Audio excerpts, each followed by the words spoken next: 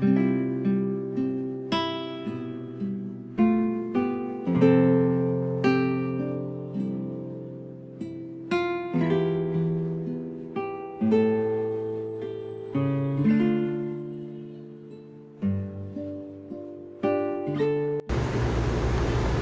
mabuting balita ng Panginoon ayon kay San Lucas.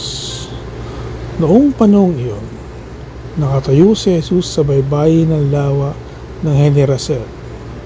Pinagkalipunan siya ng napakaraming tao na ibig makarinig ng salita ng Diyos. May nakita siyang dalawang bangka sa baybayin. Nakalunsad na ang mga mayang isda at naguhugas ng kanilang mga lambat. Lumulan siya sa isa sa mga bangka at niling kay Simong may-ari nito na ilayo ng kaunti sa tabi. Naupo siya sa bangka at nangaral sa mga tao.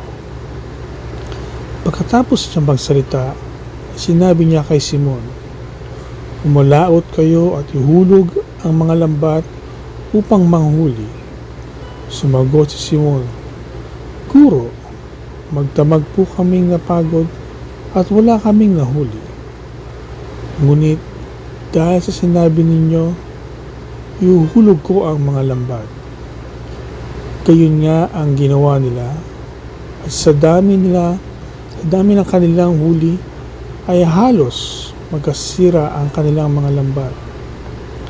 Kaya't kinawayan nila ang kanilang mga kasamahang nasa ibang bangka upang magpatulong. At lumapit naman ang mga ito. Napuno ang dalawang bangka na halos tumubog.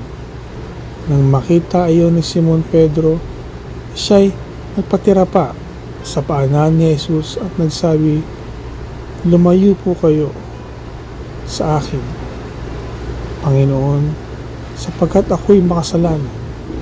Nangingilas siya at ang kanyang mga kasama dahil sa dami ng kanilang huli.